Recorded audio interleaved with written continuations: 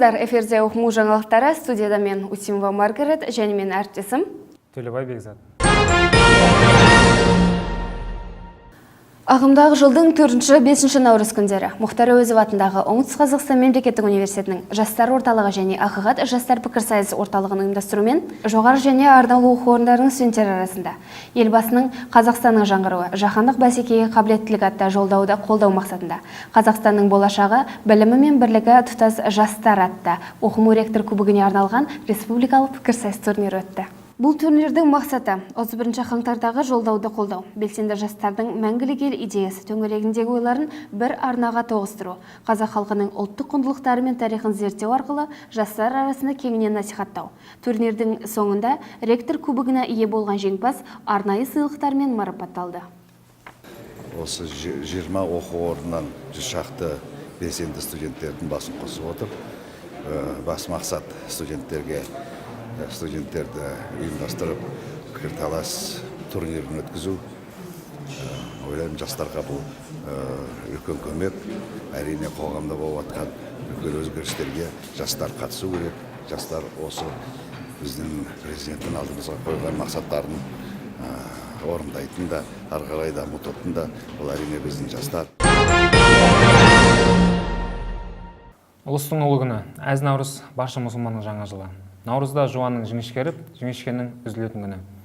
Осы мереке қарсаңында оқу ордамыздың ауласында киіз үйлер тігіліп, факультет ұжымдары мен жастар қауымы мерекелік дастархан жайған болатын. Қызғалдақ су қорғау алаңына тұрғызылған Оқыму этно ауылына Қыдыр ата келіп, халыққа батасын берді. Халқымызға бірлік берсін, ауыз бірлікті тірлік берсін, тірілерге ризық берсін, өлілерге иман берсін. Осылай деп айтқан тілегімізді бір Аллам өзі қабыл етсін. Әумин! Әсем ән мен мың бұралған бидің аяғы салт дәстүр және ұлттық ойындармен жалғасты.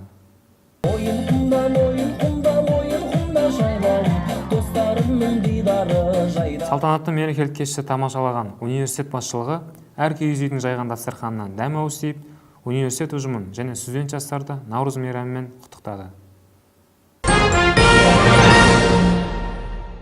Наурыз айының 21 жұлдызында Түркі әлемінің мәдени астанасы Түркістан қаласында облыс көлемінде Наурыз тойы аталып өтті. Киелі қала төріне 20-дан астам мемлекеттен қонақтар келді.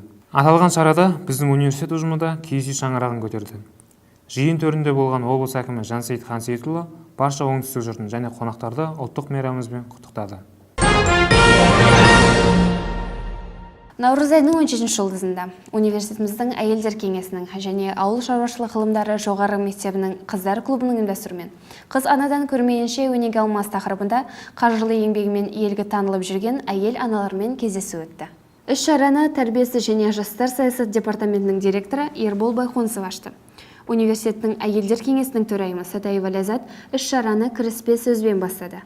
Әйелдер кеңесінің хатшысы Орынбекова Гүлжан қазақ әйел қайраткері атты баяндама оқыды. Кездесуге көркем әжелер тобының мүшесі ақын Баян Тленшина, Қалдыкүл Туманбаева, Искакова Анипа, Үсенбекова Роза қатысып, қыздар тәрбиесіндегі ұлттық рухани құндылықтарды насихаттады. Қыздарды оң босағаға отырғызу, желек алу ұлттық рәсімдерінің бейнефильмі көрсетілді. Ақжаулықты аналары өзінің өмірлік тәжірибесімен отбасыны құру, оны сақтап қалудың құпияларымен бөлісті. Студент қыздар көкейлерінде жүрген сұрақтарын қойды. Қазақ әйелінің бойындағы тазалық, адалдық, инабаттылық, қажыр-қайраты, қарым-қабілеті кездесу барысында паш етілді. Қазір анадан алған тәрбие дейтін өте жақсы конференция өтіп жатыр. Сұхбат ашық, студенттермен тікелей байланыста отырмыз.